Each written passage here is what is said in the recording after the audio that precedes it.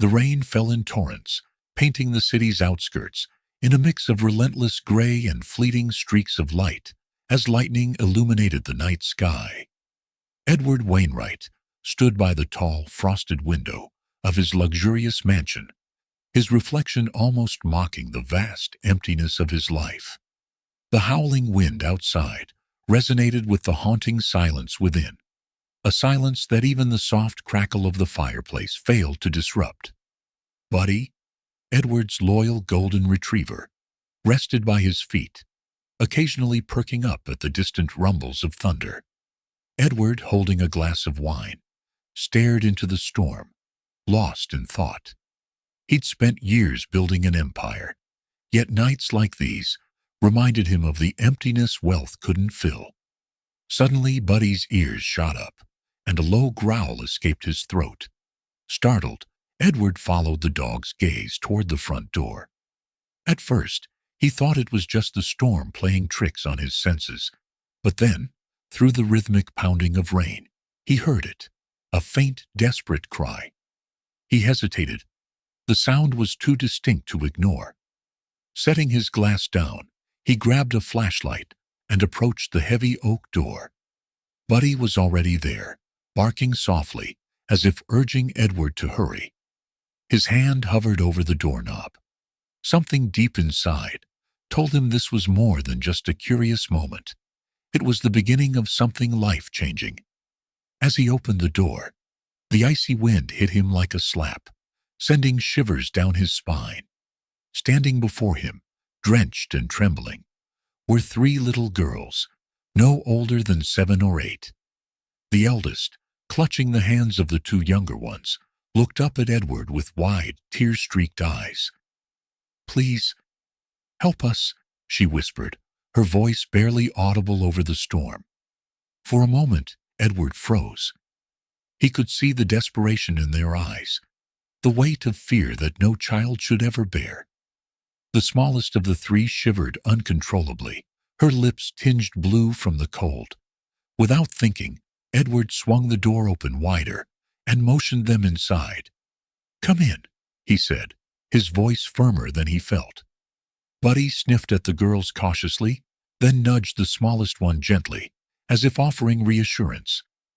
Once inside, Edward closed the door, shutting out the storm, but not the questions swirling in his mind. He grabbed a towel from the hallway closet and handed it to the eldest. "What's your name?" he asked gently. The girl hesitated, glancing nervously at her younger siblings before answering, "Emily. And these are my sisters, Grace and Lily." Edward knelt down to their level, his heart twisting at the sight of their soaked clothes and terrified expressions. "What happened to you? Where are your parents?" Emily's face clouded with fear. She clutched her sisters closer and whispered, "They're gone. The bad men. They're after us." Edward felt a chill that had nothing to do with the storm.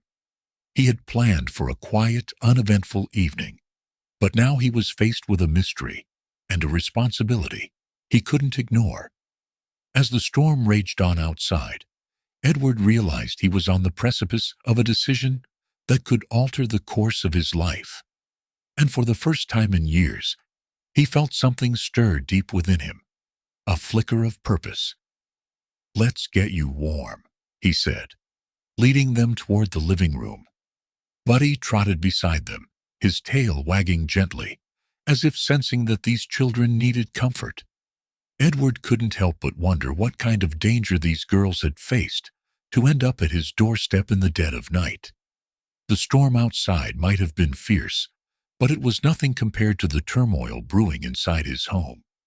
As lightning lit up the room, casting fleeting shadows across the walls, Edward caught a glimpse of his own reflection in the large mirror above the fireplace.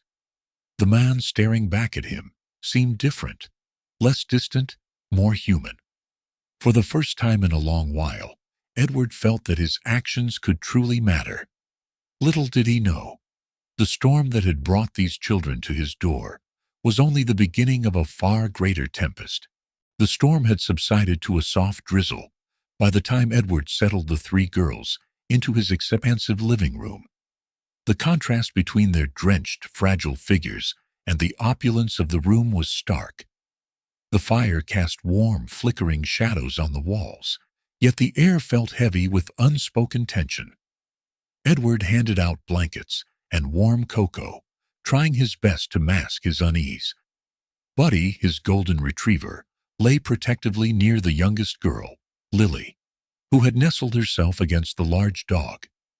The other two, Emily and Grace, sat on the plush sofa, their small hands tightly gripping the mugs, as if they were anchors in an overwhelming storm. Edward sat across from them, leaning forward slightly, his hands clasped. His voice was soft but firm. "Emily, can you tell me what happened? Why were you outside in the storm?" Emily hesitated. Her eyes darted to her sisters, then back to Edward. We had to leave," she whispered, her voice barely audible. "Leave? From where?" Edward asked gently. Emily's face tightened, her small body tensing, as if bracing for a blow. "The bad men," she murmured. "They were looking for us. Mommy told us to run, to find help." Edward felt a pang in his chest. The fear in Emily's voice was palpable, and it triggered something deep within him, a memory he'd long buried. He wanted to press for more information, but knew better than to push too hard. Linda, his housekeeper, entered the room cautiously, carrying a tray of cookies. Her gray hair was tied back in a neat bun, and her face bore a mix of curiosity and concern. She placed the tray on the coffee table and gestured discreetly to Edward, signaling she wanted a word. "Excuse me for a moment," Edward said to the girls. He stood and followed Linda into the adjoining kitchen. "What's going on, Edward?" Linda asked in a hushed tone. "Who are these children?" Edward sighed, running a hand through his dark hair. "I don't know. They showed up at my door, soaked and terrified. Something about bad men and their mother telling them to run." Linda frowned. "Have you called the police?" Edward hesitated, his jaw tightening. "Not yet. I don't think it's that simple." "Not that simple?" "Edward, they're children. If they're in danger—" "I know," Edward interrupted, his voice sharper than intended. He softened his tone. "I know, but I need to understand what's going on first." Linda crossed her arms, clearly unconvinced.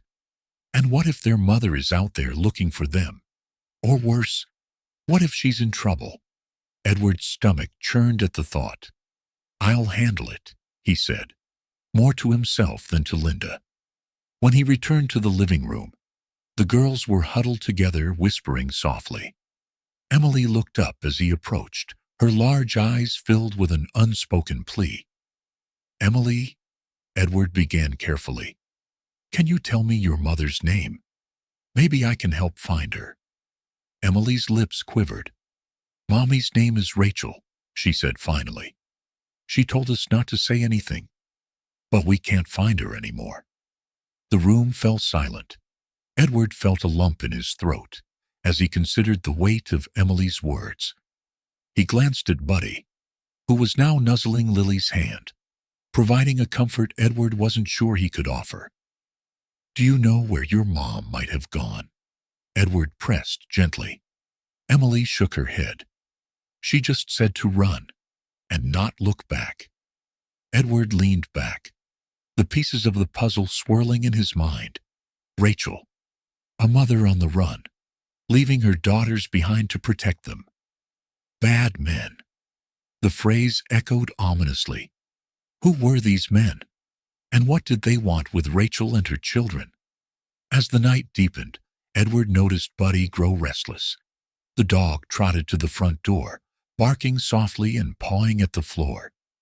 Edward followed, opening the door to find nothing but the remnants of the storm, puddles glistening under the dim glow of the mansion's outdoor lights. "What is it, boy?" Edward asked, patting Buddy's head. The dog growled low, staring into the darkness, as if sensing something unseen. Edward stepped outside, the cold air biting through his shirt. He scanned the property, his eyes landing on faint tire tracks in the muddy driveway, tracks that hadn't been there earlier. A chill ran down his spine. Someone had been here watching.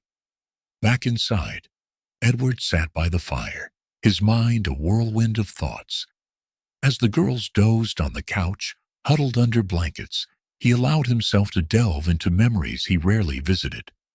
His own childhood had been riddled with fear and uncertainty. He'd spent years in a dingy orphanage, abandoned and overlooked. The faint scars on his back, both literal and emotional, were reminders of a time when no one had come to his rescue.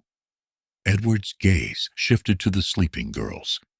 He saw himself in their vulnerability, their silent cries for help. He couldn't abandon them, not when he knew what it felt like to be left behind. The ringing of Edward's phone jolted him from his thoughts. The number was unlisted. He hesitated before answering. "Mr. Wainwright," a deep, menacing voice drawled. "You have something that doesn't belong to you." Edward's grip tightened on the phone. "Who is this?" "Let's just say, a friend of Rachel's. Return the girls, and no one gets hurt." The call ended abruptly, leaving Edward with a sinking feeling in his chest. The threat was real, and whoever these men were, they weren't going to back down. He stared at the girls, their small figures illuminated by the dying firelight. In that moment, Edward made a silent vow. He didn't know who Rachel was, or why she was being hunted, but he knew one thing: he would protect these children, no matter the cost. The first rays of sunlight seeped through the heavy curtains of Edward's mansion, casting long golden streaks across the polished wooden floors. The morning was deceptively calm, but Edward's mind was anything but. The three girls were still asleep on the sofa, their small frames curled tightly under the warmth of soft blankets. Buddy lay at their feet, ever watchful, his ears twitching at the faintest sound. Edward stood in the kitchen, gripping a steaming cup of coffee. His gaze was fixed on the rain-speckled window, but his thoughts were somewhere else, buried in a past he had spent years trying to forget. He was only 6 years old when he first felt the sting of abandonment. The gray, crumbling walls of the orphanage had been his prison and his only refuge. The other children, rough and desperate, had treated him like an outsider, mocking his quiet demeanor and scrawny frame. "You'll never amount to anything," the headmaster had once sneered, a cigarette dangling from his lips. "Just another street rat." Edward clenched his fist at the memory, the old wounds feeling fresh once again. He had promised himself he would never be powerless, never be at the mercy of others. That promise had driven him to unimaginable heights, wealth, success, and a life of solitude that he believed was his shield. Yet now, standing in his opulent kitchen, he realized how fragile that shield truly was. The sound of soft footsteps pulled Edward from his thoughts. He turned to see Emily standing in the doorway, clutching a blanket around her small shoulders. Her wide eyes looked up at him, with a mixture of curiosity and trepidation. "Good morning," Edward said gently, his voice softening. "Did you sleep okay?" Emily nodded but didn't speak. She shuffled closer, her tiny hands clutching the blanket like a lifeline. Is Mommy going to find us?" she asked hesitantly. Edward knelt to her level, his heart aching at the fear in her voice. "I don't know, Emily," he admitted, "but I promise I'll do everything I can to keep you and your sisters safe." Emily's lip quivered, but she managed a small nod. "Thank you, Mr. Edward." Later that morning, Edward made a call he had been dreading. The phone rang twice before a familiar voice answered. "Marcus Dillard," the man said, his tone gruff but professional. "Marcus, it's Edward Wainwright." There was a pause, followed by a surprised chuckle. "Well, well." The great Edward Wainwright. Haven't heard from you in years. What's the occasion? Need a private jet? Another luxury yacht? Edward ignored the sarcasm. I need your help. The humor vanished from Marcus's voice. What's going on? Edward hesitated, glancing toward the living room, where the girls were now awake and playing quietly with Buddy. 3 children showed up at my door last night. Their mother is missing, and someone dangerous is looking for them. Marcus let out a low whistle. Sounds like a mess. Why are you involved? I didn't have a choice, Edward replied. And now, I can't just walk away. There was a long pause. Finally, Marcus sighed. Send me the details. I'll see what I can dig up. As Edward ended the call, Linda appeared in the doorway, her arms crossed. Her expression was a mix of concern and frustration. Calling an old friend won't solve this, Edward, she said. You need to involve the authorities. I know what I'm doing, Linda, Edward replied, his tone sharper than intended. Linda frowned. Do you? These girls need more than just a roof over their heads, and whoever is after them won't just go away because you ask nicely. Edward turned to face her fully, his eyes blazing with determination. I won't let anything happen to them. Linda softened, seeing the fire in his eyes. You've got a good heart, Edward. Just be careful. You're not the invincible billionaire you pretend to be. That afternoon, Marcus arrived at the mansion, his presence filling the room with an air of authority. A former private investigator, Marcus had seen his share of danger, and his rugged demeanor reflected that. So, these are the girls, he said, crouching to meet Emily, Grace, and Lily. Hey there, I'm Marcus. I'm here to help. Emily regarded him cautiously. Can you find our mommy? Marcus smiled gently. I'll do my best, kiddo. Edward watched the interaction, a flicker of hope igniting in his chest. Marcus had always been resourceful, and if anyone could uncover the truth, it was him. That evening, Edward found himself sitting with Emily in the quiet glow of the fireplace. She had opened up slightly, her trust in him growing. Did you ever get scared when you were little? Emily asked suddenly, her voice barely above a whisper. Edward's breath caught. All the time, he admitted. But I learned that being scared doesn't mean you're weak. It just means you're human.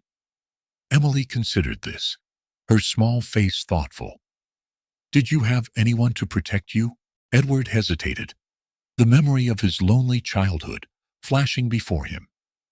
No, he said finally, but I promised myself that if I ever had the chance, I'd protect someone else. Emily leaned against him, her trust a silent testament to the bond they were forming. Edward felt a surge of emotion he hadn't experienced in years. These girls weren't just strangers anymore. They were his responsibility. As the house settled into silence for the night, Edward couldn't shake the feeling of being watched. He double-checked the locks on the doors and windows, his mind replaying the threatening phone call. Out in the darkness, beyond the glow of the mansion, a shadow lingered. A figure stood silently, observing the house, their intentions as dark as the night. Inside, Edward sat by the window, his gaze fixed on the horizon. He didn't know what lay ahead, but he was certain of one thing. He wouldn't let the darkness consume these children, no matter the cost. The morning sun cast a warm glow over the mansion, but the tension inside remained palpable. Edward paced back and forth in his study, the weight of responsibility settling heavily on his shoulders. The 3 girls sat quietly in the living room, their eyes occasionally darting to the large bay windows, as if expecting danger to emerge at any moment. Buddy, Edward's loyal Labrador, remained close to them, a silent guardian. Marcus was seated at Edward's desk, his laptop open, and a notepad filled with scribbles beside him. His investigative instincts had kicked into overdrive, and his fingers flew across the keyboard as he pieced together the fragments of information he had gathered so far. "I managed to trace the manufacturer of the shoes the girls were wearing," Marcus said, his voice steady. "They're part of a relief effort for low-income families in the neighboring county. That might narrow down where they were staying before." Edward leaned against the desk, his arms crossed. "What about the mother? Rachel? Any leads on her?" Marcus sighed, rubbing his temples. "Nothing concrete yet. But there's something strange. There was a report a few weeks ago about a woman fitting Rachel's description filing a complaint against a man named Victor. He's bad news. A local loan shark with ties to organized crime." The name sent a chill down Edward's spine. "Victor," he repeated, his voice laced with disdain. "And you think he's connected to this?" "Absolutely," Marcus replied. "Victor doesn't take kindly to people who stand up to him. If Rachel went to the authorities, she might have become a target. And now, so have her daughters."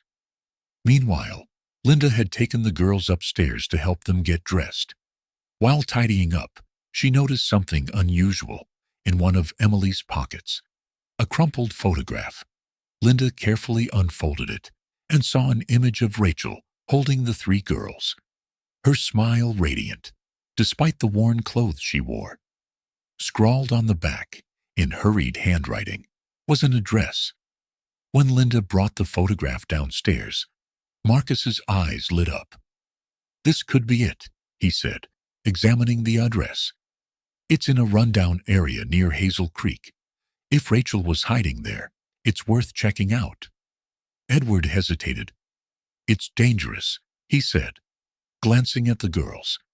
"If Victor is involved, he won't hesitate to retaliate." "That's why I'm going," Marcus replied firmly. "You stay here and keep the girls safe." Marcus arrived at Hazel Creek just as the sun began to dip below the horizon. The neighborhood was as bleak as he had expected. Dilapidated houses, overgrown yards, and an air of quiet despair. He parked his car a few blocks away and approached the address on foot, his senses on high alert.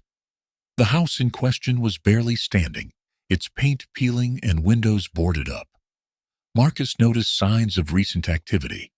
A faint trail in the overgrown grass leading to the back door. He approached cautiously, his hand resting on the concealed weapon at his hip. Inside, the air was damp and stale. It was clear the place had been abandoned for years, but Marcus found remnants of a temporary stay. A torn blanket, a few empty food cans, and a child's drawing pinned to the wall. The drawing depicted three stick figures holding hands under a sun, with the word "Mommy" written in uneven letters. This was definitely their hideout, Marcus muttered to himself, taking pictures with his phone. Just as he was about to leave, he noticed something else, a discarded receipt from a local convenience store. The date and time matched the day Rachel and the girls had disappeared. It was a small lead, but it was something. Before leaving the area, Marcus decided to knock on a few doors. Most residents were reluctant to speak, but one elderly woman, Mrs. Jenkins, finally offered some information. "Yes, I remember them," she said, her voice trembling. "A young woman and her three daughters.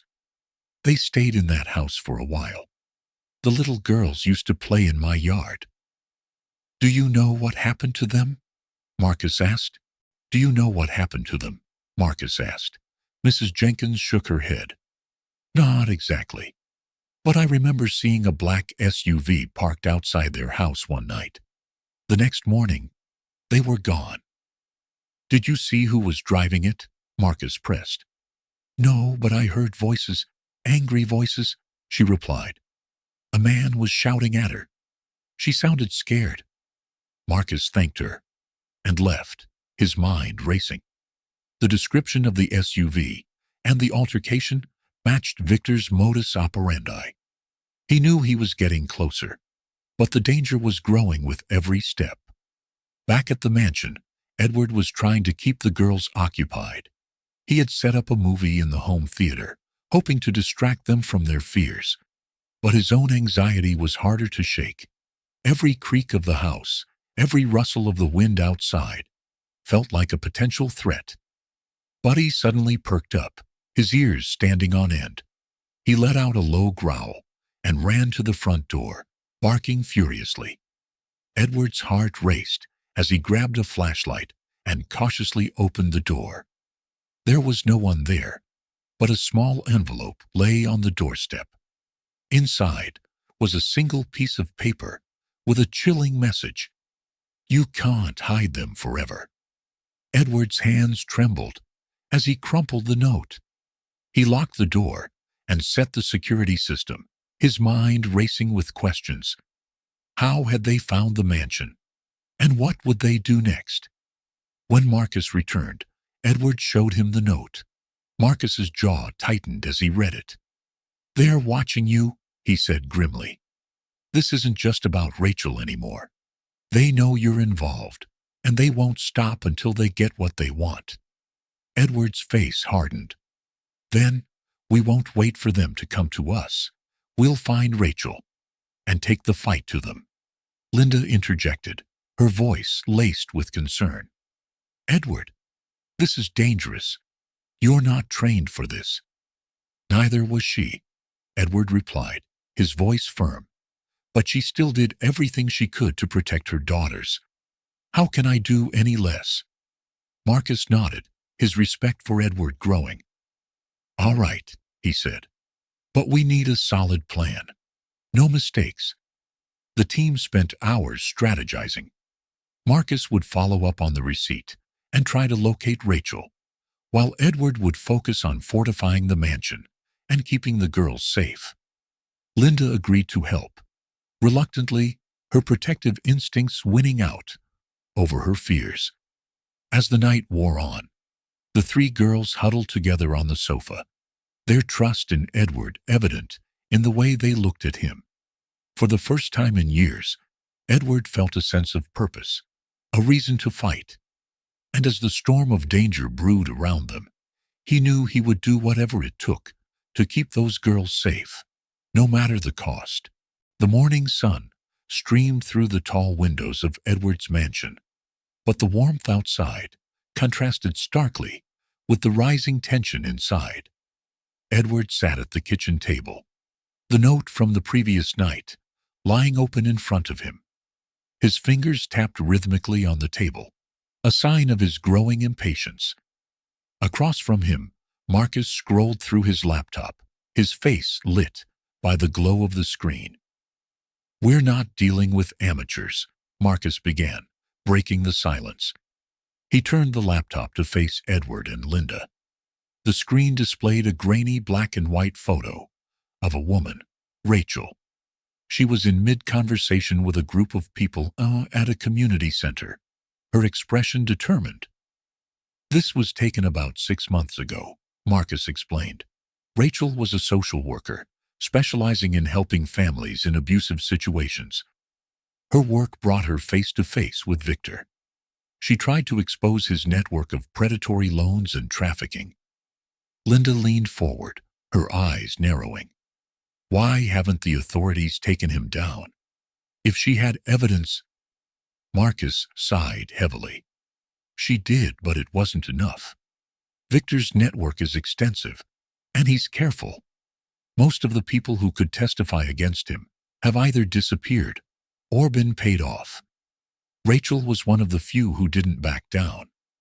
Edward's gaze hardened as he studied the image. "And now, she's on the run, with 3 children depending on her.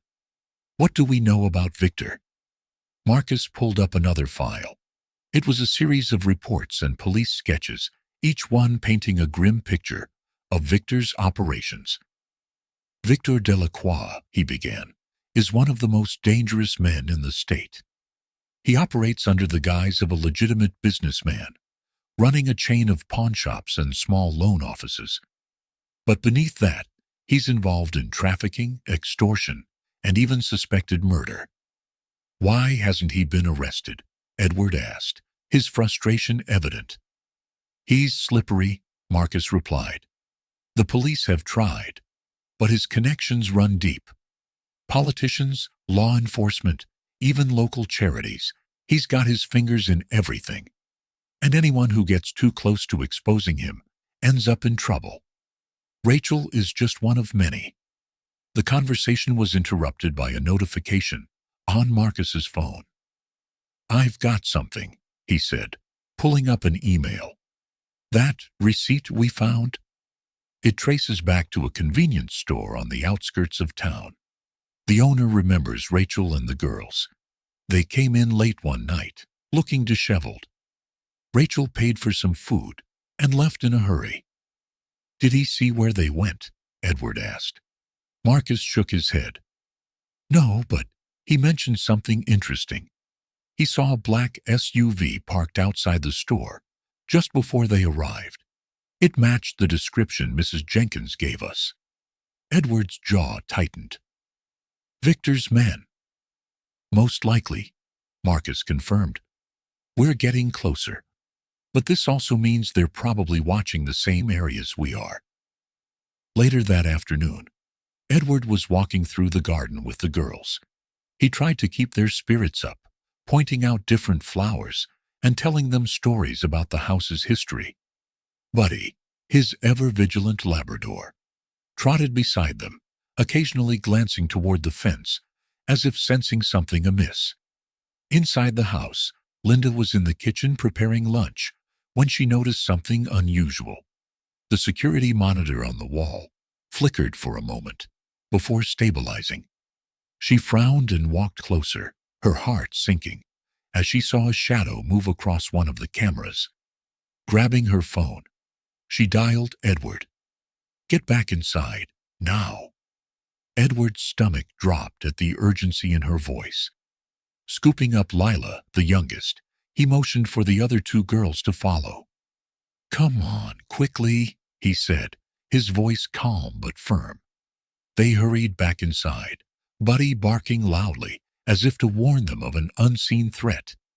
By the time they reached the front door, Marcus was already in the foyer, his gun drawn. "Someone's here," he said quietly. The house fell silent as Edward locked the door behind him. The girls were ushered upstairs with Linda, while Marcus and Edward checked the perimeter. It didn't take long for them to find the source of the disturbance. A spray-painted message on the side of the house: "Stay out of this." And as the storm of danger brewed around them, he knew he would do whatever it took to keep those girls safe, no matter the cost. Marcus's face darkened as he inspected the graffiti.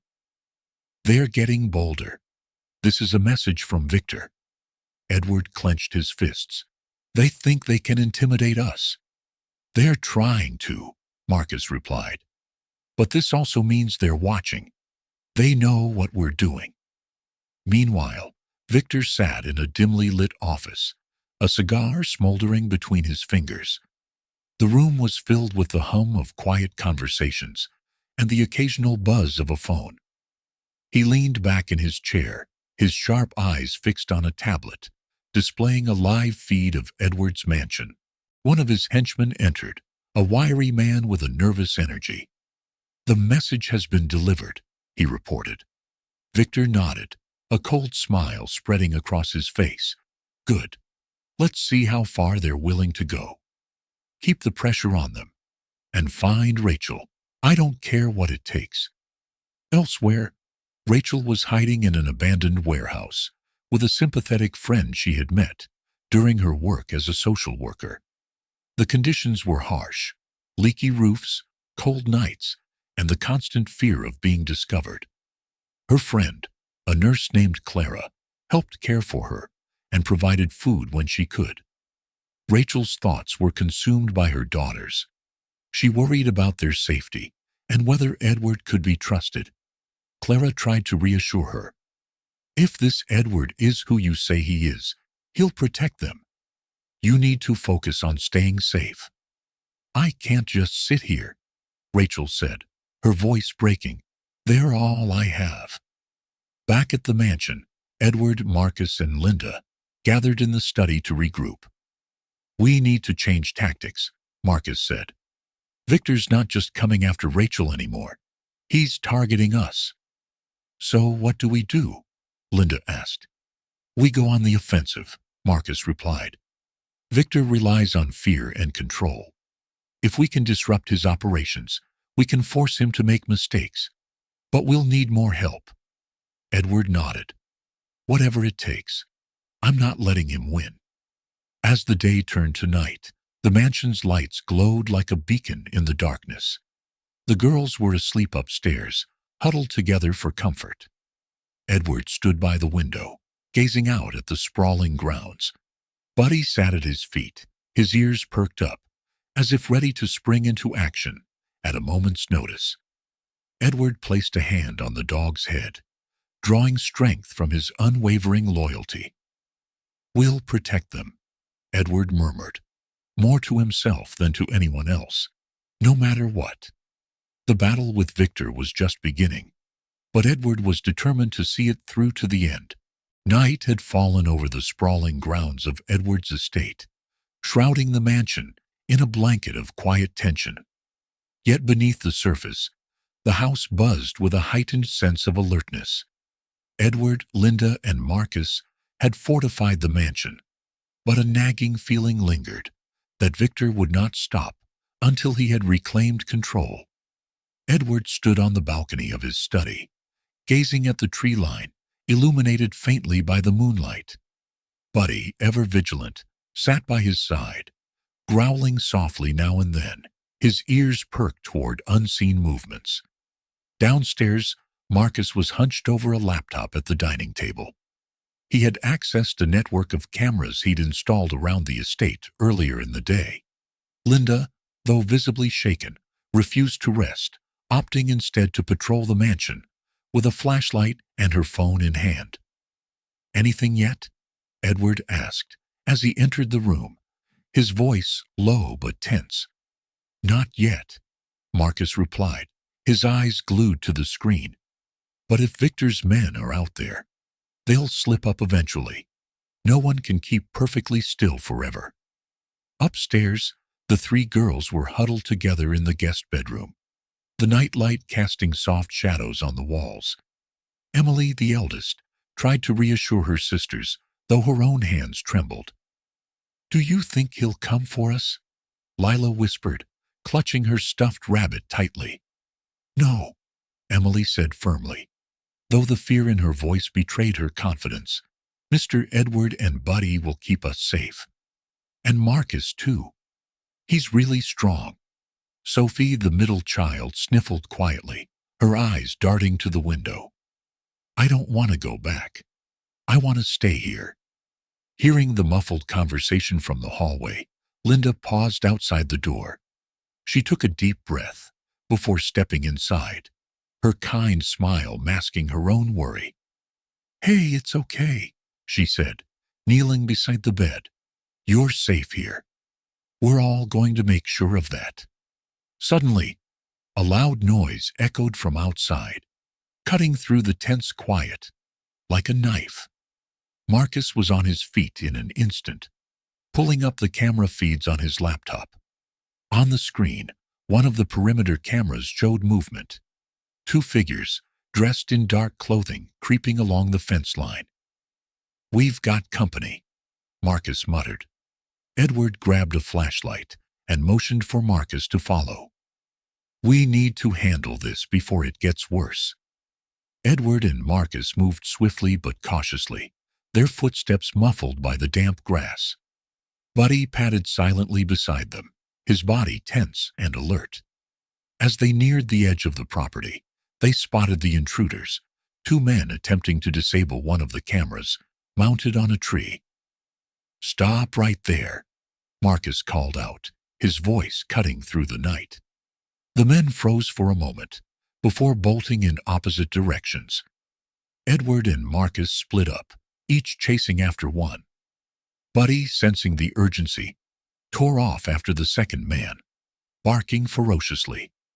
Edward's pursuit, led him deeper into the woods. He could hear the crunch of leaves underfoot as his quarry tried to escape. Finally, he cornered the man near a small clearing. "Who sent you?" Edward demanded, his flashlight trained on the man's face. The intruder smirked, his face half hidden by a scarf. "You already know the answer to that." Before Edward could press further, the man pulled a smoke grenade from his pocket and threw it to the ground, creating a cloud of thick, choking smoke. By the time it cleared, the intruder was gone. Meanwhile, Buddy had caught up with the second man, cornering him against a shed near the estate's edge. The man swung a stick at the dog, but Buddy dodged effortlessly, barking loudly to alert Marcus. Marcus arrived moments later, his gun drawn. "On the ground, now," he barked. The man hesitated, but dropped the stick and complied. Marcus restrained him and dragged him back toward the mansion. "You've got some explaining to do," he muttered. Inside the house, Edward and Marcus interrogated the captured intruder. Despite their efforts, the man remained tight-lipped, only offering a cryptic warning. "Victor doesn't like loose ends. If you don't give him what he wants, he'll make sure no one gets out of this unscathed." "Tell your boss he doesn't scare me," Edward said coldly. The man smirked again. "You should be." Marcus exchanged a glance with Edward. "We're not going to get anything else out of him tonight. Let's hand him over to the authorities." As the night wore on, the tension in the mansion only grew. Marcus doubled the security measures, while Edward checked on the girls, who had finally fallen asleep, despite the commotion. "This is just the beginning," Marcus warned, as he rejoined Edward in the study. "Victor won't stop until he gets what he wants." "Then we make sure he doesn't," Edward replied, his jaw set with determination. "Whatever it takes." "You can't keep blaming yourself for this," Clara said gently. "You did what you had to do, to keep your daughters safe." Rachel shook her head. "And now, they're in danger because of me. I should have done more." "You've done more than most would," Clara insisted. "And you're not alone in this anymore. Edward is a good man. He'll protect them." "I hope you're right," Rachel murmured, staring out the window at the dark cityscape. As dawn broke over the mansion, the atmosphere remained tense but resolute. Edward stood at the window of his study, watching the first rays of sunlight filter through the trees. Buddy sat at his feet, resting his head on Edward's knee. "We'll keep them safe," Edward whispered, scratching the dog behind the ears. In the kitchen, Linda prepared breakfast, her movements brisk but purposeful. The girls, though still shaken, seemed to take comfort in the presence of their protectors. "We're not backing down," Marcus said, as he entered the study. "Victor wants to play games? Let's show him we're not afraid." Edward nodded. "Let's end this." The day had barely begun, but the tension in the mansion felt as thick as the storm clouds gathering on the horizon. Edward, Marcus, and Linda had spent most of the night discussing their next moves while ensuring the girls were safely tucked away. The air was electric with anticipation, as though something big was about to happen. Marcus sat at the dining table, sifting through a collection of documents and photographs he'd managed to gather about Victor's operations. The faint hum of his laptop filled the room as he cross-referenced names and locations, searching for a pattern. "This guy's network is massive," he muttered, his voice edged with frustration. "He's got layers upon layers of people working for him, most of them probably too scared to speak out." Edward leaned over the table, his brow furrowed in concentration. "There has to be a weak link, someone who can give us the information we need." Marcus nodded, tapping a photograph of a man in a suit. "This is Adrian Cole. He's one of Victor's top associates. If we can track him down, we might be able to get something useful." Meanwhile, Rachel sat in the back of a nondescript sedan, her fingers nervously tracing the edges of an old photograph. Clara drove in silence, respecting Rachel's need for space as they made their way to a safe house. The image showed a younger Rachel with 3 smiling little girls, their faces alight with joy. "It feels like a lifetime ago," Rachel murmured, her voice thick with emotion. "Back when I thought I could change the world." Clara glanced at her briefly. "You did what you could, Rachel. You fought for what was right." "And look where it got me," Rachel replied bitterly. "Running from a man who ruined my life, and now putting my daughters in danger." Clara reached over and squeezed Rachel's hand. "You're not alone anymore. Edward and Marcus, they'll fight for you. And so will I." Back at the mansion, Linda answered the door to find a young woman standing there with a determined expression. Dressed in a sharp blazer, her briefcase in hand, she exuded confidence. "Grace Carter," the woman introduced herself. "I'm a lawyer. Marcus called me." Edward appeared in the doorway, his eyes narrowing slightly. "We didn't expect you so soon." Grace smiled faintly. "When Marcus explained the situation, I knew I had to act quickly. Rachel's story isn't just about her. It's about a broken system that allows men like Victor to thrive." Marcus joined them, nodding in agreement. "Grace is one of the best in the business. If anyone can help us take Victor down, it's her." Edward gestured for Grace to come in. "Let's get started." In the study, Grace spread out her files on the desk, outlining a plan of action. "Victor's network operates on fear and silence," she began. "But every organization has a paper trail. If we can find evidence of his financial dealings, we can dismantle his empire." Marcus pointed to a map of the city pinned to the wall. "We know he uses shell companies to launder money. Adrian Cole is the key. He's the one who handles most of the financial transactions." Grace nodded. "Then we need to find him. But we also need Rachel to testify. Her story could expose the full extent of Victor's crimes." Edward frowned. "Rachel's been through enough. I don't want to put her in more danger." Grace met his gaze. "If we don't fight this head on, Victor will never stop. It's risky, but it's the only way." In a dimly lit office, Victor sat behind a polished desk, his fingers tapping rhythmically on the wood. His right-hand man, Caleb, stood nearby reviewing a list of names. "We've got eyes on Edward's mansion," Caleb reported, "but he's got security all over the place. It won't be easy to get in." Victor smirked, his expression cold and calculating. "Easy isn't what I pay you for. Find a way. And make sure Rachel knows what happens when people cross me." Caleb hesitated for a moment.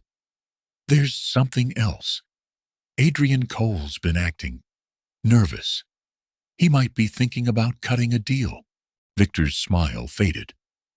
"Then remind him where his loyalties lie. Permanently, if necessary." That night, Edward couldn't shake the feeling that something was about to go terribly wrong. He double-checked the locks on every door and window, his mind racing with worst-case scenarios. Buddy stayed close by, his ears twitching at every sound. Marcus joined him in the kitchen, a grim look on his face. "We've got a problem. Adrian Cole just dropped off the grid. No one's seen him in 24 hours. Edward's jaw tightened. "Victor's cleaning house?" "Exactly," Marcus said. "If we don't move fast, we'll lose our best chance at bringing him down." In the morning, Edward gathered everyone in the study. "We can't wait for Adrian to come to us," he said. "We have to go after him." Grace raised an eyebrow. "That's a dangerous move.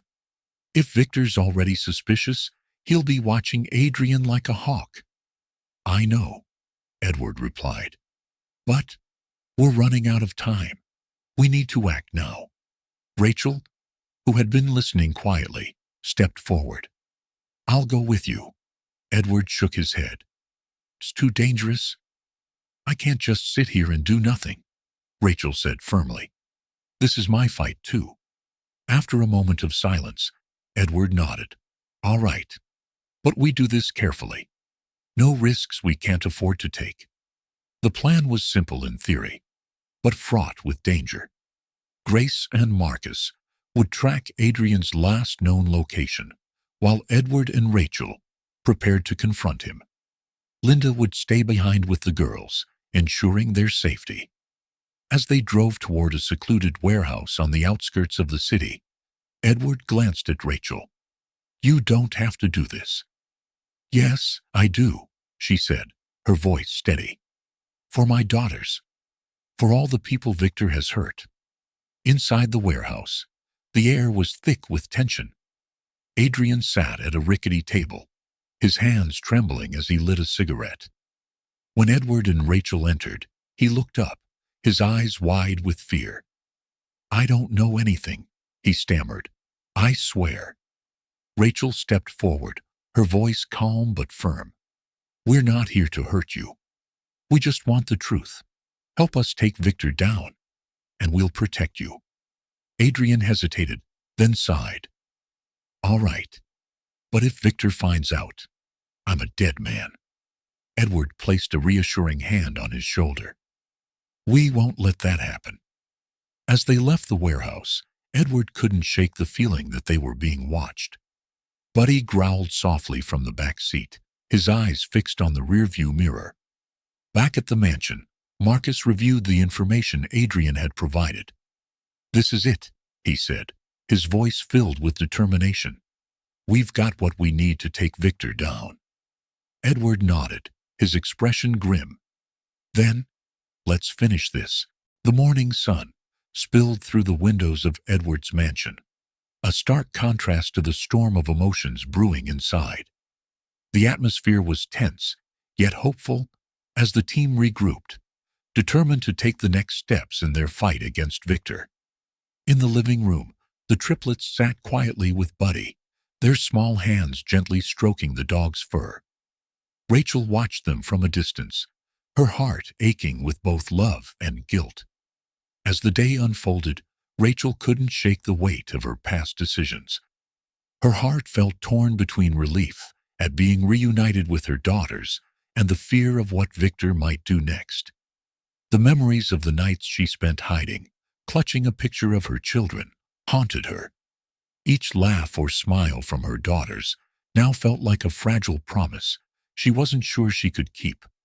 Linda found her sitting on the back porch, staring blankly into the distance. You've done everything you can, Rachel, Linda said softly, sitting beside her. Rachel shook her head, her voice trembling. I left them. I thought I was protecting them, but I abandoned them when they needed me most. Linda placed a reassuring hand on Rachel's.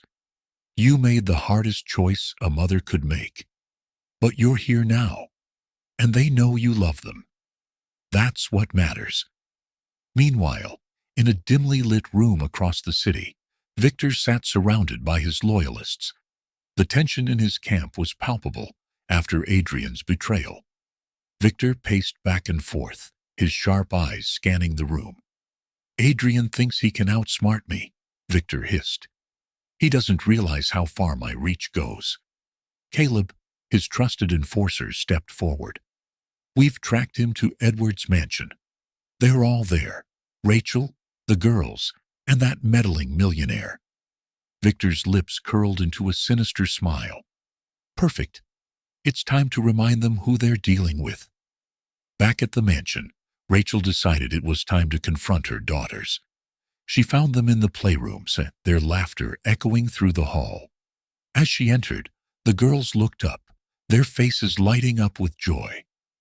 Mommy, Lily exclaimed, running to her. Rachel knelt down, wrapping them in a tight embrace. For a moment, the world seemed to fade away, leaving only the warmth of her daughter's love.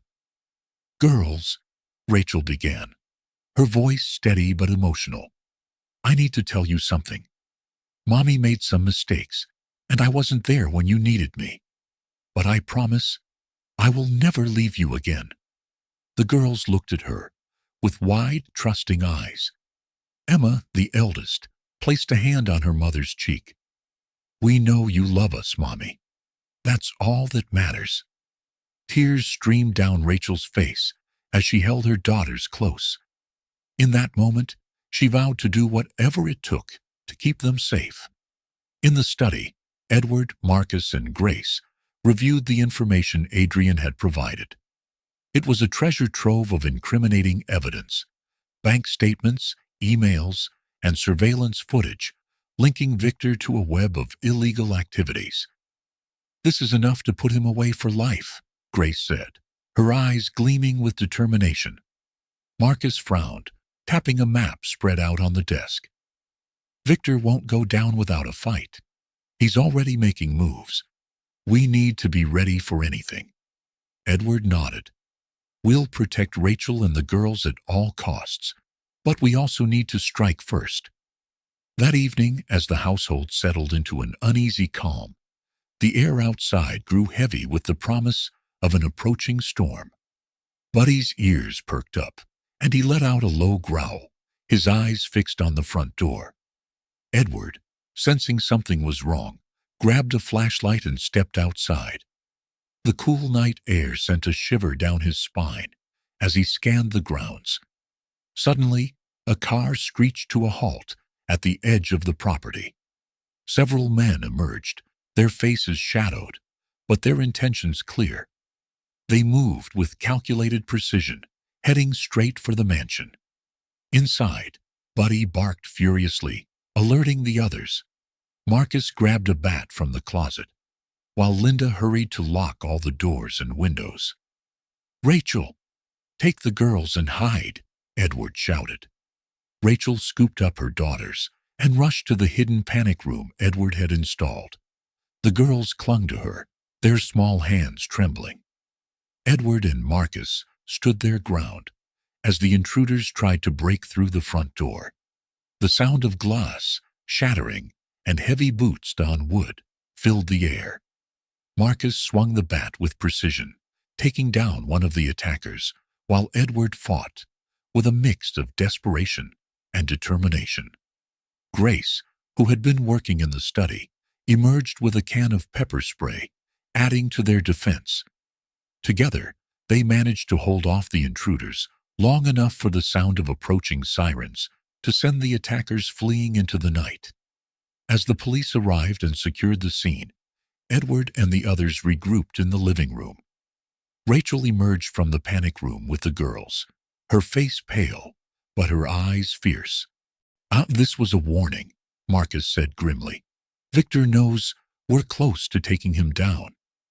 Edward placed a reassuring hand on Rachel's shoulder. We're not going to let him win. We'll protect you and the girls, no matter what. Rachel looked at him, her expression a mix of gratitude and determination. I'm done running. It's time to fight back. Despite the night's events, there was a sense of unity among the group. They had faced danger and come out stronger. Rachel tucked her daughters into bed, whispering promises of safety and love. Edward stood outside their room, listening to Rachel's soothing voice. He felt a renewed sense of purpose, knowing that protecting this family was now his mission. As he turned to leave, Rachel stepped out, her eyes meeting his. Thank you, she said softly, for everything. Edward nodded. We'll get through this. Together. The morning after the harrowing attack, the mansion bore the scars of the battle. Shattered glass crunched underfoot, and the scent of burnt wood lingered in the air from a small fire the intruders had set as a distraction. Yet despite the chaos, the group gathered in the study, more resolved than ever to bring Victor down. Edward stood at the head of the room, his posture firm, eyes scanning the team seated around him. Rachel, Marcus, Grace, and Linda. The tension was palpable, but so was the determination. We can't wait for Victor to strike again, Edward said. We need to draw him out, force him to make a mistake. Marcus leaned forward, his fingers tapping rhythmically on the table. "I've been working on a plan. Victor operates on fear and control. If we can disrupt his network, expose the cracks, he'll be forced to act." Rachel looked skeptical. "But how? He has people everywhere. Every time we've tried, he's been one step ahead." Edward met her gaze. "This time, we have something he doesn't expect. Adrian's intel. And we're going to use it." Adrian's files revealed the locations of several key operations tied to Victor's empire, including a warehouse where sensitive documents were stored. Marcus suggested using this as the bait to lure Victor into the open. "We leak the location," Marcus explained, his voice steady.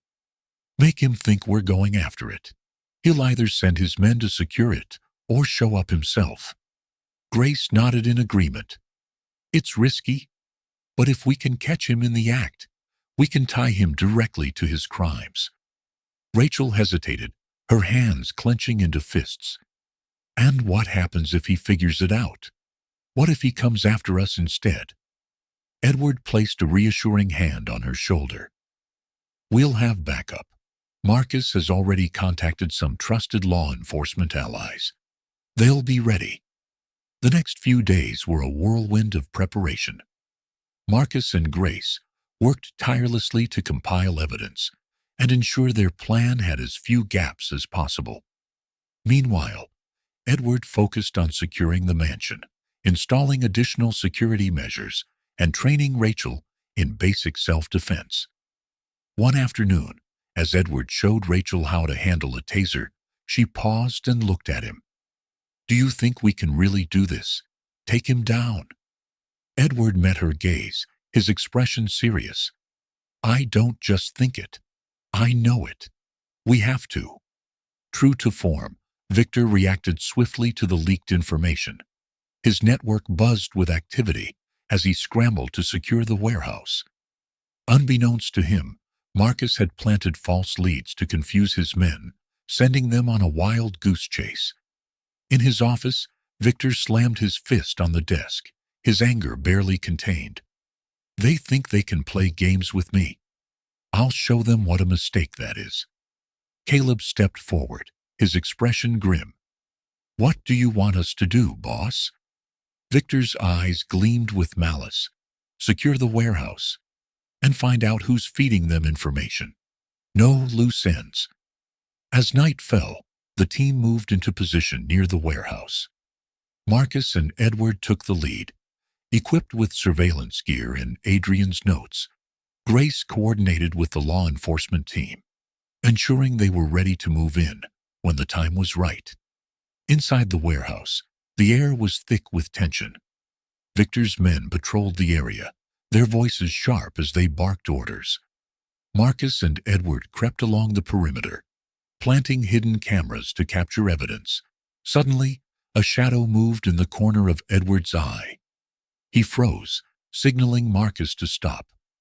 A guard had strayed from his patrol and was heading straight for them. Thinking quickly, Edward pulled Marcus behind a stack of crates. The guard passed by, his flashlight beam slicing through the darkness, but missing their hiding spot. "That was too close," Marcus whispered, his voice barely audible. Edward nodded. "Let's finish this and get out." As the team worked to gather evidence, Victor himself arrived at the warehouse, flanked by Caleb and several armed men. His presence was a calculated risk, a sign of his desperation and his arrogance. Edward and Marcus watched from their hiding spot, their cameras capturing every move. Grace, monitoring the live feed from a van nearby, whispered into her radio, "We've got him. All units, stand by." But Victor wasn't without his own tricks. As he inspected the warehouse, he suddenly stopped, his eyes narrowing. "Something's not right," he muttered. "Caleb, sweep the area." The tension reached a breaking point.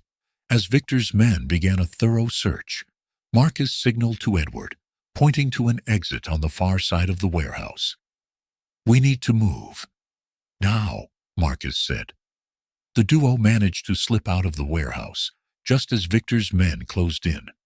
But their escape wasn't clean. A guard spotted them as they reached the perimeter, shouting for backup. Edward and Marcus ran through the maze of crates and machinery, the sound of footsteps and shouts growing louder behind them. In the distance, they saw the headlights of the law enforcement vehicles approaching. Almost there, Marcus yelled. A gunshot rang out, striking a metal beam inches from Edward's head. He stumbled but regained his footing, adrenaline propelling him forward. Moments later, they reached the safety of the police line. Back at the mansion, the team regrouped to review the footage. The operation had been a success. They had captured clear evidence of Victor's involvement. But the victory was bittersweet. Victor's fury was palpable, and they knew he wouldn't back down. In his office, Victor erupted in rage, throwing a glass against the wall. They think this is over. It's just the beginning. Caleb, ever loyal, spoke up. What's the plan, boss? Victor's eyes burned with determination. We hit them where it hurts. No more games. As the team prepared for Victor's inevitable retaliation, they took a moment to reflect on how far they had come. Rachel sat with her daughters, reading them a bedtime story, while Buddy lay at their feet. Edward watched from the doorway, a sense of quiet resolve settling over him. We're going to win this, he said softly to himself. For them. The mansion was quieter than usual, the air heavy with anticipation. Edward sat in his study, poring over the evidence they had gathered from the warehouse. The footage clearly tied Victor to his criminal empire, but they needed more, something irrefutable to dismantle his operations once and for all. Marcus entered the room, his expression grim. He carried a folder filled with intelligence gathered over the past weeks. Victor's smart, but he's also predictable, he began. We've got enough to tie him to the warehouse and the trafficking ring, but not enough to make it stick in court. Edward looked up, his brow furrowed. What are you suggesting? Marcus set the folder on the table and leaned in. We need to hit him where it hurts. His finances. If we can expose his money laundering operations, we can cripple his entire network. Grace, who had just joined them, nodded in agreement. I've been working with Adrian's files. There's a hidden account linked to offshore banks. If we can trace the transactions back to Victor, it'll be game over. Rachel, overhearing the conversation, stepped into the room. Her face was pale but determined. What if I could help? Edward frowned. Rachel, you've been through enough. You don't have to. She cut him off. No, I need to. Victor ruined my life. If there's a chance to stop him, I'll do whatever it takes. Marcus hesitated before speaking. Do you know something we don't? Rachel nodded. Before I went into hiding, I kept records, names, dates, transactions.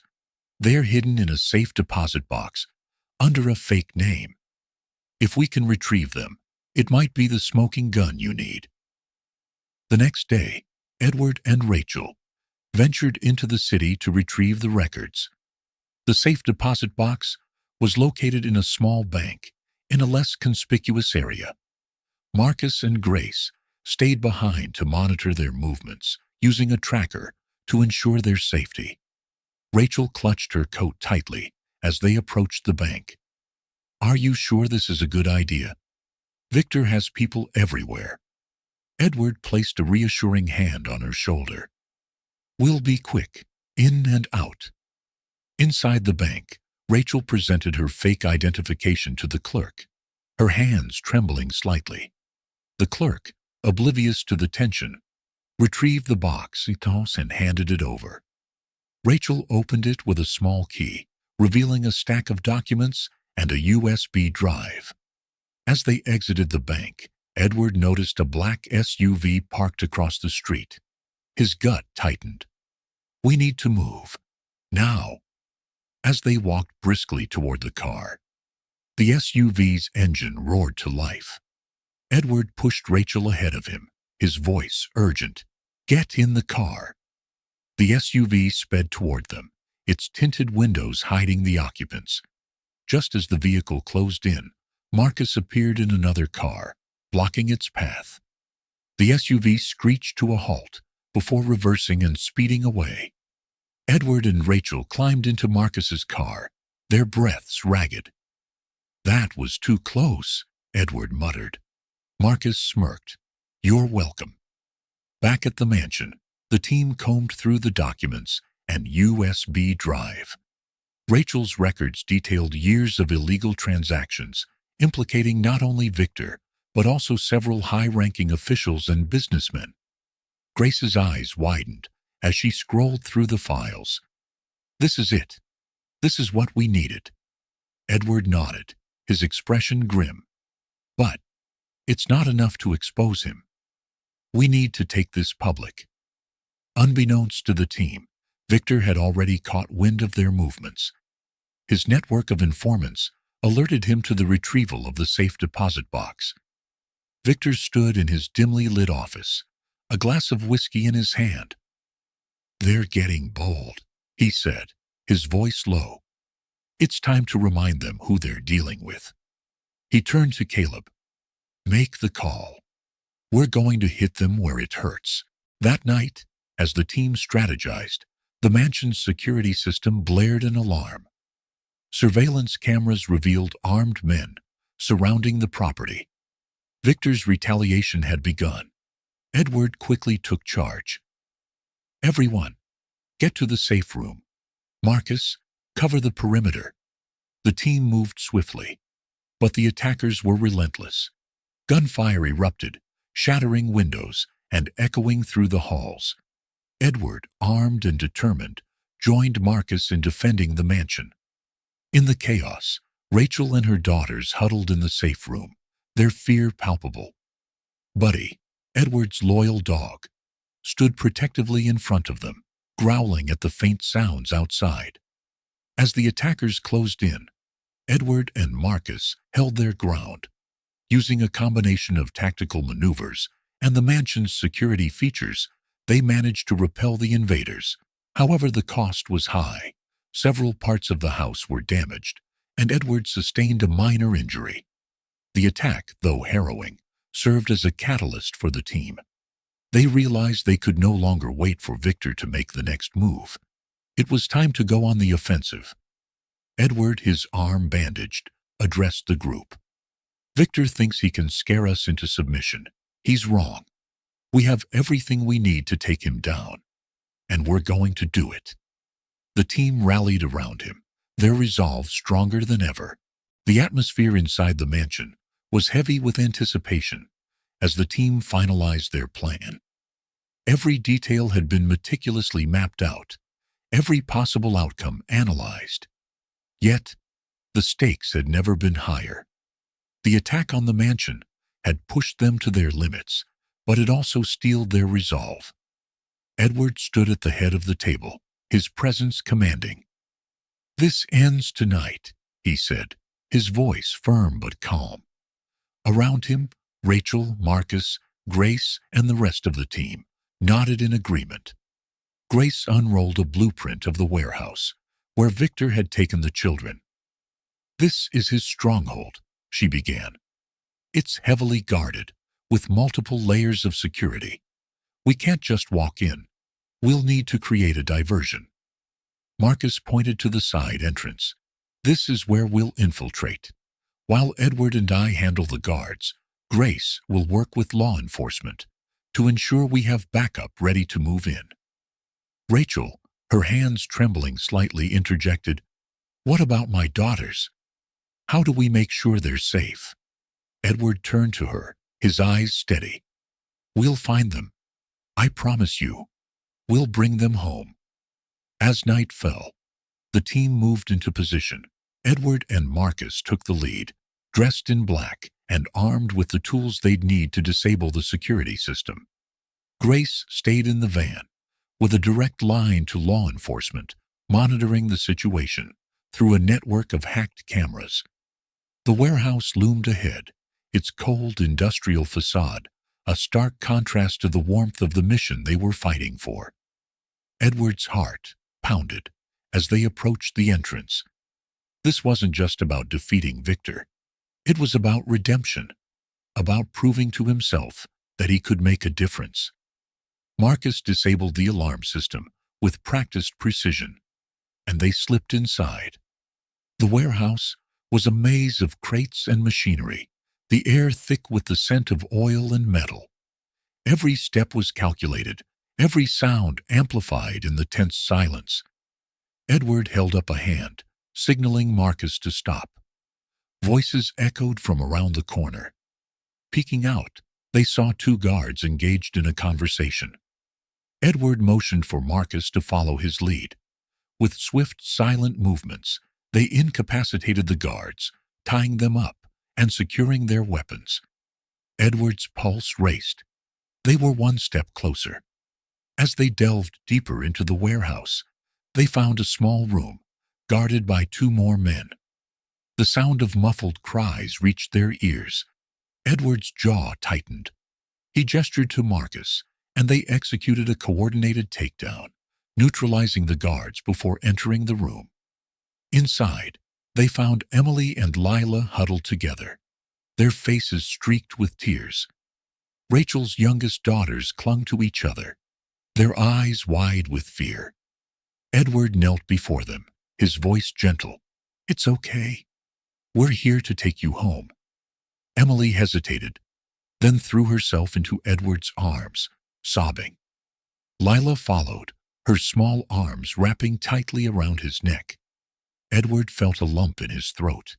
This moment made every risk worth it. Just as they began to lead the girls out, an alarm blared. Victor's men had discovered their presence. The warehouse erupted into chaos as armed guards swarmed the area. "Go!" Marcus shouted, covering their retreat, as Edward carried Lila and guided Emily toward the exit. The sounds of gunfire and shouting filled the air, but Edward kept moving, his focus solely on the safety of the girls. Outside, Grace coordinated with the police, who arrived in a fleet of vehicles. Sirens wailed as officers stormed the building, engaging in a firefight with Victor's men. Edward reached the van, where Rachel was waiting. The sight of her daughters brought her to her knees. "Mommy!" Emily cried, running into her arms. Lila followed, and Rachel held them tightly, tears streaming down her face. Their reunion was cut short by the sound of approaching footsteps. Edward turned to see Victor emerging from the shadows, a gun in his hand. His face was a mask of fury. "You think you can take what's mine?" Victor sneered, his voice dripping with venom. "You have no idea who you're dealing with." Edward stepped forward, his own weapon drawn. "It's over, Victor. The police are here. Your empire is crumbling." Victor laughed, a cold, hollow sound. "You think this changes anything? There will always be men like me." The tension was palpable as the two men faced off. But before Victor could act, a police officer emerged from behind, disarming and arresting him. Edward let out a breath he hadn't realized he was holding. The warehouse was secured, and Victor's men were taken into custody. The children who had been held captive were rescued, their tearful reunions with their families a bittersweet reminder of the stakes of their fight. Back at the mansion, the team gathered to debrief. Rachel couldn't stop holding her daughters, her gratitude evident in every glance she gave Edward. "Thank you," she said, her voice choked with emotion. "I don't know how I can ever repay you." Edward shook his head. "You don't have to. Just knowing they're safe is enough." Later that night, Edward sat alone in his study, a glass of whiskey in his hand. The events of the evening played over in his mind. They had won a battle, but the war against men like Victor was far from over. Buddy curled up at his feet, offering silent comfort. Edward reached down, scratching behind the dog's ears. "We did good, buddy," he murmured. "But there's still so much more to do." The morning light spilled into the grand living room of Edward's mansion, softening the sharp edges of the night's turmoil. The rescued girls slept peacefully in a room upstairs, their safety a fragile reminder of the resilience they had been forced to summon. The air inside the mansion was still, but a palpable sense of relief and exhaustion lingered. Edward sat on the couch, his hands wrapped around a steaming cup of coffee. His gaze was distant, his thoughts replaying the confrontation with Victor. He could still hear the cries of the children and feel the weight of the danger they had narrowly escaped. Across from him, Rachel sat with Grace, the young lawyer who had played an instrumental role in their plan. "We did it," Rachel said, breaking the silence. Her voice was steady, but her eyes brimmed with unspoken gratitude. "They're safe." Edward looked up, his expression somber. "Safe for now. But Victor isn't the only one. There are others like him. This fight is far from over." The team had worked tirelessly through the night. Marcus and Grace had coordinated with law enforcement to ensure that Victor's operation was fully dismantled. Dozens of arrests were made, and evidence gathered from the warehouse revealed the horrifying scale of Victor's crimes. It wasn't just about the girls. They had uncovered a network of exploitation spanning multiple states. Rachel spent the morning tending to her daughters, who clung to her as if afraid she might disappear again. Emily and Lila, though exhausted, seemed to find solace in their mother's presence. Edward's mansion, once a fortress of solitude, had transformed into a sanctuary filled with the quiet hum of hope. Grace approached Edward with a stack of documents. "We need to talk about the legal proceedings," she said, her tone professional but empathetic. "Victor won't see the light of day if we can solidify this case." Edward nodded, motioning for her to sit. "Let's go through everything." As Grace detailed the legal strategy, Rachel listened intently, her resolve growing with every word. Grace had managed to clear Rachel's name from the false charges Victor had orchestrated against her. It was a bittersweet victory. While Rachel was free, the scars of her ordeal remained. "I want to help," Rachel said, her voice firm. "I want to testify against Victor. I owe it to my girls and to every mother who's been silenced by people like him." Grace gave her a reassuring nod. "Your testimony will be powerful. Combined with the evidence we've gathered, it will make an undeniable case." Edward watched Rachel with quiet admiration. Despite everything she had endured, she stood strong. Her resilience reminded him of his own struggles, of the strength he had once doubted in himself. Later that evening, Edward retreated to his study. He sank into his leather chair, the weight of responsibility pressing heavily on his shoulders. Buddy, his loyal dog, sat at his feet. Sensing his master's unease, Edward pulled out an old photo album from the drawer of his desk. As he flipped through its pages, memories of his childhood in the orphanage resurfaced. The loneliness, the fear, the longing for a family, it all came rushing back. He saw himself in the eyes of the girls he had rescued, a reflection of the child he used to be. "This is why I'm here," he whispered to himself. "This is why I can't stop." Word of the rescue spread quickly, and the local community rallied around Edward, Rachel, and the team. Donations poured in to support the children who had been rescued. Volunteers offered their time and resources to help rebuild the lives that Victor's network had shattered. At a community meeting held in the mansion's expansive garden, Edward addressed the crowd. "What we did last night was just the beginning," he said, his voice resonating with conviction. "We've exposed one man, but the system that allowed him to thrive is still out there. Together, we can dismantle it."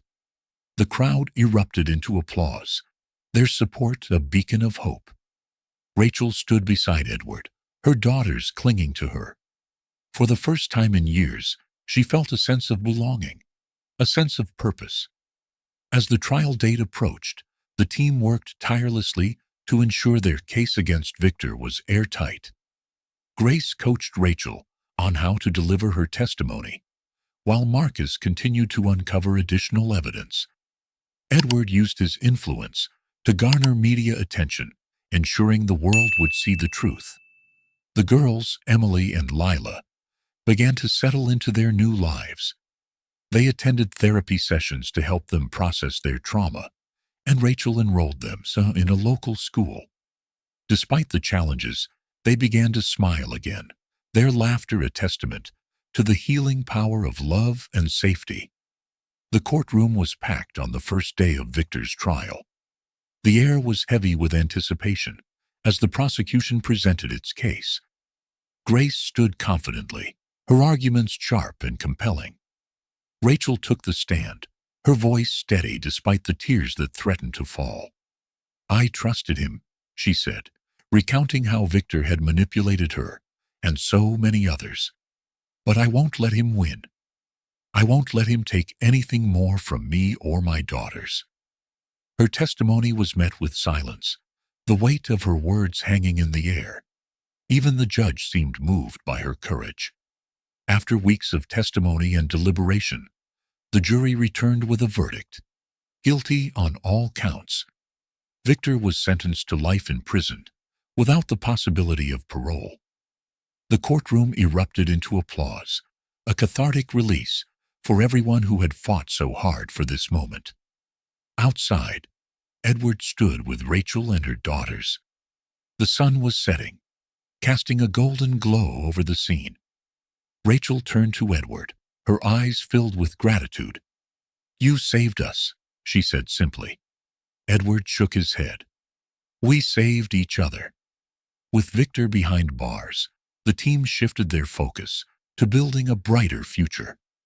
Edward announced the creation of a foundation dedicated to combating human trafficking and supporting survivors. Rachel joined as a board member, her first-hand experience invaluable to their mission. The mansion, once a symbol of isolation, became the headquarters for the foundation.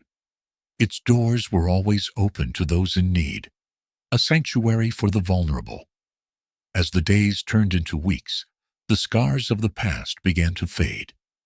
Edward found peace in his new purpose, and Rachel embraced her role as an advocate and mother. The girls thrived, their laughter filling the mansion with warmth.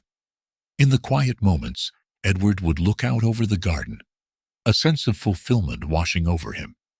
He had found his calling, not in wealth or power, but in the simple act of helping others.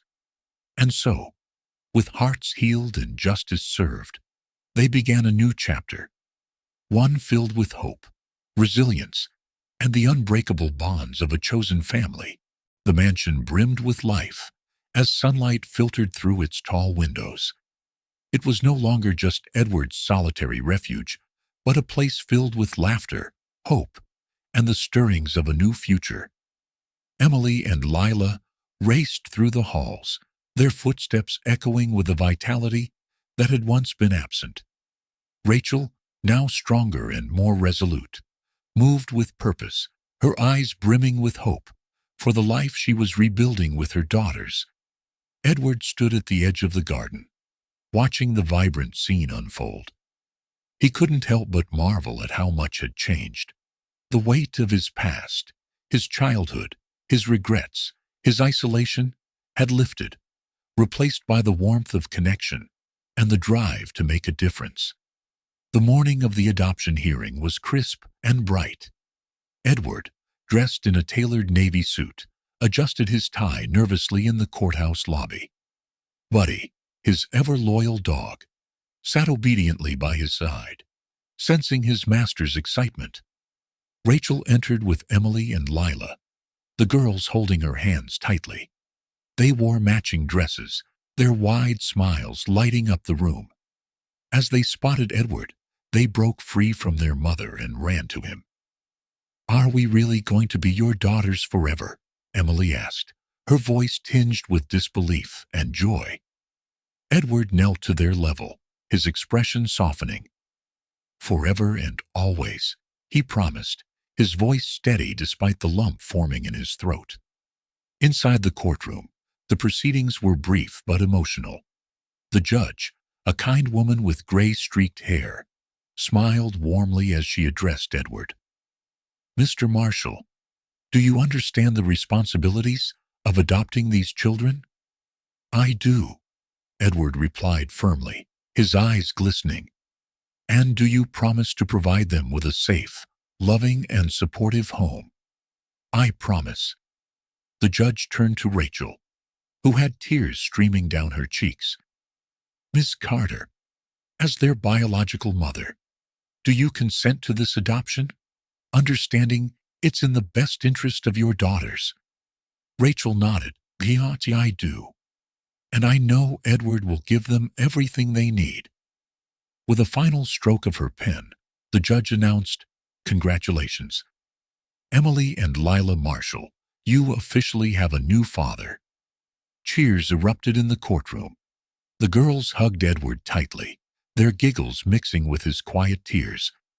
Rachel joined them, creating a moment of pure, unfiltered joy. The adoption celebration took place that evening, in Edward's expansive garden. Strings of fairy lights illuminated the space, casting a magical glow over the gathering. Neighbors, friends, and members of the community who had supported their journey filled the garden, their laughter and conversation weaving into a symphony of unity. Rachel stood with Grace and Marcus near the buffet table, their expressions a mix of pride and contentment. "It's hard to believe how far we've come," Rachel said, her voice tinged with emotion. Grace smiled. "It's more than hard work. It's resilience and love." At the center of it all, Edward watched as Emily and Lila played tag with the other children. For the first time in years, his heart felt truly full. The emptiness that had once consumed him had been replaced by a sense of purpose he hadn't known he needed. In the weeks following the adoption, Edward threw himself into establishing the New Horizons Foundation. The organization's mission was clear: to combat human trafficking, support survivors, and advocate for systemic change. Rachel became one of the foundation's leading voices, her personal story resonating with donors and policymakers alike. "We can't just save individuals," Rachel said during one of their strategy meetings. "We need to change the system that allows this to happen." Grace nodded. "And with the evidence we gathered during Victor's trial, we have a solid foundation to push for legislative reform." The Foundation's first major initiative was a public awareness campaign. Billboards, commercials, and social media posts carried the message: "Together, we can end exploitation." Survivors like Rachel shared their stories, putting faces to the statistics and inspiring action. One quiet afternoon, Edward sat with Rachel on the garden bench. The girls were at school, and the mansion was unusually still. Rachel held a steaming cup of tea, her gaze fixed on the horizon. "Do you ever think about what might have happened if you hadn't opened that door?" she asked softly. Edward exhaled deeply. "All the time. And it scares me. But then I remind myself that what matters is what we do now." The Foundation's inaugural board meeting was a pivotal moment. Held in the mansion's library, it brought together activists, lawyers, and community leaders. Marcus and Grace presented their findings on the broader trafficking network, emphasizing the need for continued vigilance. "Our work is just beginning," Marcus said, his tone resolute. "We've made progress, but there's still so much to uncover." Edward stood at the head of the table, his presence commanding yet approachable. "This foundation isn't just about addressing the problem. It's about creating solutions. We're going to change lives, starting today." Applause echoed through the room, signaling the start of a new chapter for New Horizons. As the foundation gained momentum, so did the lives of those it touched. Emily and Lila adjusted seamlessly to their new school, their natural curiosity and kindness endearing them to teachers and classmates. Rachel began taking classes to become a certified counselor, determined to help other survivors find their way. Edward, too, found himself changing. He reconnected with old friends, mended strained relationships, and embraced the role of fatherhood with open arms. His bond with the girls deepened as they shared family dinners, bedtime stories, and weekend adventures. One evening, as the family gathered around a crackling fire, Emily handed Edward a crayon drawing. It depicted the four of them, Edward, Rachel, Emily, and Lila, standing hand in hand in front of the mansion, with Buddy at their feet. "This is us," Emily said proudly. "Our family." Edward's voice caught in his throat. "It's perfect," he said, his eyes shimmering with emotion. Rachel placed a hand on his arm. "We're building something real here, Edward. Something that will last." He nodded, his resolve strengthening. "Not just for us, but for everyone who needs a second chance." As the weeks turned into months, the Marshall family settled into their new reality. The mansion, once a symbol of Edward's isolation, had become a beacon of hope for the community. The foundation flourished, its impact reaching far beyond their expectations. For Edward, Rachel, Emily, and Lila, this was more than a new beginning. It was a testament to the power of compassion, resilience, and the unbreakable bonds of family. The morning sunlight poured through the tall windows of the library, casting long golden streaks across the walls, lined with bookshelves. Edward sat at the polished mahogany table, surrounded by boxes of old documents and photographs. These were remnants of his family's past, items he hadn't dared to confront until now. Today, he was determined to uncover the truth. Rachel entered the room quietly, holding a tray of coffee and pastries.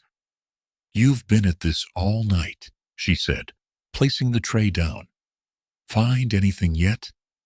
Edward leaned back in his chair, rubbing his tired eyes. "Not yet, but I can feel it.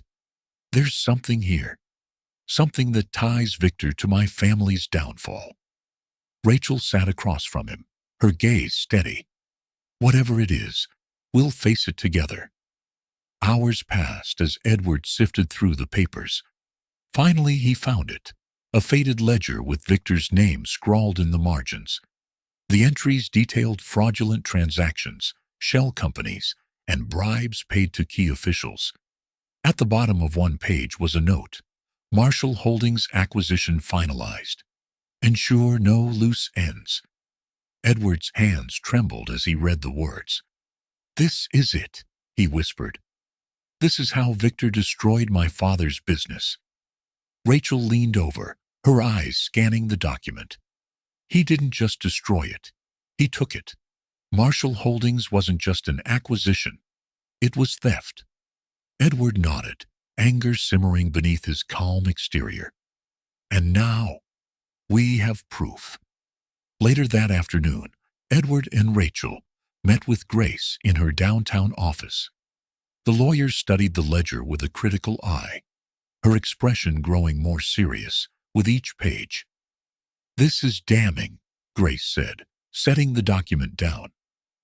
"If we can corroborate this with other evidence, we'll have a solid case against Victor, not just for his trafficking crimes, but for corporate fraud and embezzlement as well." Edward's jaw tightened. "I want him to pay for everything he's done." Grace placed a reassuring hand on his shoulder. "And he will. But we need to be strategic. A case this big requires airtight evidence and careful planning." Rachel nodded. "What do you need from us?"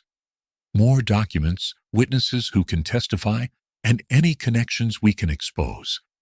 This isn't just about Victor. It's about dismantling the entire network he built." Over the next few weeks, Edward, Rachel, and Grace worked tirelessly to gather evidence. Marcus joined the effort, using his investigative skills to trace Victor's financial activities and locate former employees willing to testify. One night, Marcus arrived at Edward's mansion with a stack of files. "I've got something," he announced, laying the papers on the dining table. "These are records from a warehouse Victor used as a front.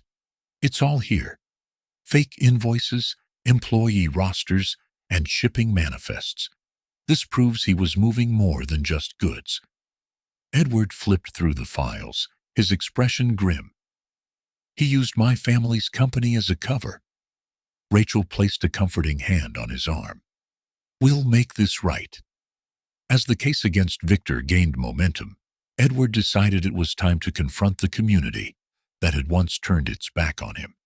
He organized a town hall meeting, inviting neighbors, activists, and local leaders to hear the truth. The room was packed, the air heavy with anticipation. Edward stood at the podium, his voice steady despite the weight of the moment. "For years, I've lived in the shadow of my family's legacy," he began. "What you didn't know is how that legacy was stolen by a man who used his power and influence to destroy lives." He held up the ledger. "This is proof of what Victor did, not just to me but to countless others. And now, we have the chance to hold him accountable." The audience erupted into applause, their support evident. Rachel, sitting in the front row with Emily and Lila, felt a swell of pride. Edward wasn't just reclaiming his family's name, he was giving a voice to those who had been silenced. As the pressure mounted, Victor struck back. One evening, Edward received a chilling phone call. "You think you can win this?" Victor's voice was cold and menacing. "You have no idea who you're dealing with." Edward gripped the phone tightly. "You've already lost, Victor. It's only a matter of time." The call ended abruptly, leaving Edward shaken but resolute. He immediately called Marcus. "Victor knows we're closing in," Edward said. "We need to be ready for anything." The breakthrough came when Marcus tracked down a former accountant who had worked for Victor. The man, initially reluctant, agreed to testify after Grace assured him of protection. At a press conference held by the New Horizons Foundation, Edward and Rachel stood side by side as Grace presented the evidence. "This isn't just about one man's greed," Grace declared. "It's about a system that allowed this to happen. But today, we say enough." The media response was overwhelming. News outlets across the country picked up the story, shining a spotlight on Victor's crimes and the courageous efforts of Edward and his team. One night, as Edward sorted through more documents, he found an old photograph tucked between the pages of a ledger. It was a picture of his father, standing in front of the Marshall Holdings headquarters, with a young Edward by his side. Tears filled Edward's eyes as he stared at the image. "I won't let his legacy end this way," he murmured. Rachel entered the rooms, sensing his turmoil. "Your father would be proud of you, Edward." He looked up at her, his resolve unwavering. "This isn't just about him anymore. It's about ensuring no one else suffers the way we did." The final weeks before the trial were marked by a surge of community support. Neighbors who had once been indifferent now rallied behind Edward, volunteering their time and resources to the foundation. On the night before the trial, the Marshall family hosted a community dinner in the garden. Strings of lights illuminated the space, and laughter filled the air. It was a celebration of resilience, unity, and the power of standing together. As Edward tucked Emily and Lila into bed that night, Emily asked, "Do you think we'll win tomorrow?" Edward smiled, brushing a strand of hair from her face. "We've already won, sweetheart, because no matter what happens, we've changed things for us and for everyone who needs hope." With that, he kissed her forehead and turned off the light, his heart full of hope for the battles ahead. The courtroom was packed. Rows of reporters, community members, and supporters filled every available seat. The trial of Victor Sinclair had garnered national attention, drawing focus not only to his crimes, but also to the tireless efforts of Edward Marshall, Rachel, and their allies. Edward sat at the plaintiff's table, his hands clasped tightly in front of him. Beside him was Grace, her calm demeanor masking the storm of preparation and pressure they had endured to reach this moment. Rachel sat in the audience with Emily, Lila, and other community members. The children held onto Rachel's hands tightly, their faces a mix of apprehension and hope. This was the day they had waited for, the day justice would finally prevail. The prosecution opened with a compelling narrative, outlining the depth of Victor's criminal activities. Evidence was presented in a meticulous sequence. Ledgers detailing financial fraud, witness testimonies from former employees and victims, and photographs of the warehouse operations that had been used as fronts for his trafficking network. Grace delivered her opening statement with precision. "This is not just a case about one man's greed," she began, her voice steady. "It is about the lives he destroyed in pursuit of that greed. And today, we will ensure that those lives aren't forgotten." Victor sat at the defense table, his face an unreadable mask. But Edward could see the tension in his jaw, the subtle clench of his fists as the evidence mounted against him. One of the most powerful moments of the trial came when Rachel took the stand. She recounted her harrowing journey, from the moment she fled Victor's control to the night she entrusted her daughters to Edward. Her voice trembled at first, but grew stronger with each word.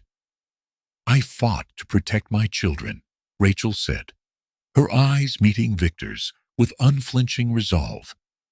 "And I will continue to fight to ensure no other mother has to endure what I did."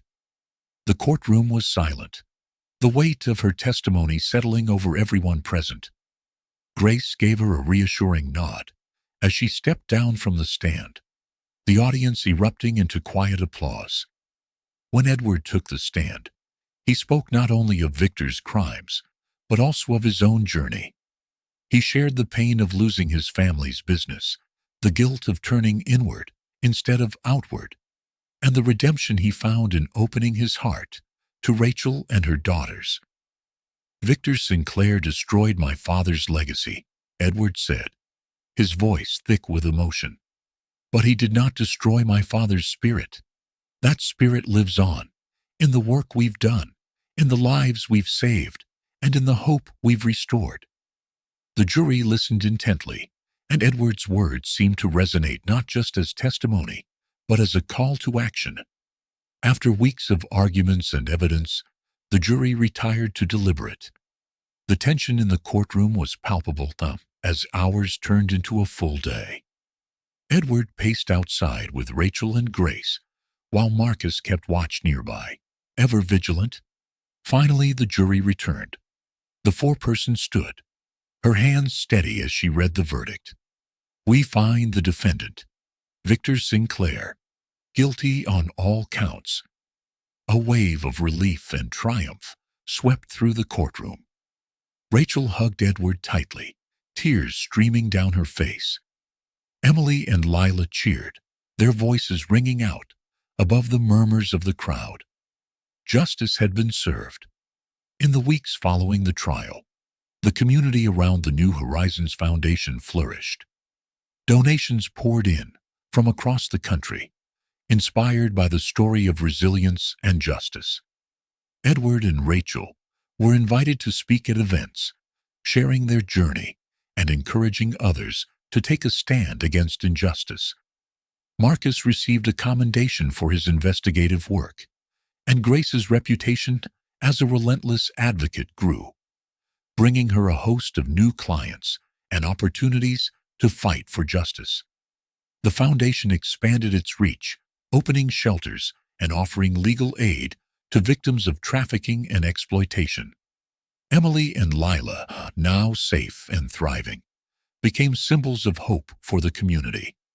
One crisp autumn afternoon, Edward stood in the garden of his estate, watching as Emily and Lila played with Buddy. Rachel joined him, a warm smile on her face. "They are happy," Rachel said, her voice filled with contentment. "They deserve to be," Edward replied, his gaze softening as he watched the girls. "And so do you." Rachel looked at him, gratitude shining in her eyes. "None of this would have been possible without you." Edward shook his head. "We did this together, as a family." To celebrate the foundation's achievements, Edward hosted a community gathering. The garden was transformed into a vibrant space, with strings of lights, long tables filled with food, and a stage for speeches.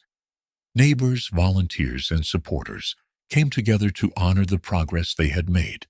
As the evening drew to a close, Edward stood on the stage, his voice steady as he addressed the crowd. "Tonight, we celebrate not just the victory in the courtroom, but the victory of hope over despair," he said. "This journey has shown us that when we come together, we can overcome even the darkest of challenges." Rachel joined him on stage, holding hands with Emily and Lila. The crowd erupted into applause, their unity a testament to the change they had achieved. That night, as Edward tucked Emily and Lila into bed, Lila asked, "Are the bad men gone now?" Edward smiled, brushing her hair back. "They're gone, sweetheart, and we'll make sure they never come back." As the girls drifted off to sleep, Edward sat by the window, looking out at the night sky. Rachel joined him, a cup of tea in her hands. "What's next?" she asked. Edward's gaze was steady. "We keep building. We keep fighting. For them. For everyone who needs us." Rachel nodded, her heart full. Together they had come full circle, transforming pain into purpose, fear into strength, and darkness into light. Thank you for staying with us through this incredible journey. Stories like Edward's remind us that even in the darkest moments, there's a light within each of us that can spark hope and change. What would you have done if you were in Edward's shoes? Could you have opened your door to those in need on that stormy night? We'd love to hear your thoughts in the comments below. Your perspective matters, and it might just inspire someone else. And if you're as moved by these stories as we are, don't forget to hit that subscribe button and ring the bell. We're just getting started, and the next story promises to be just as heartfelt and unforgettable. Thank you for being part of this journey. Together, let's keep sharing stories that matter.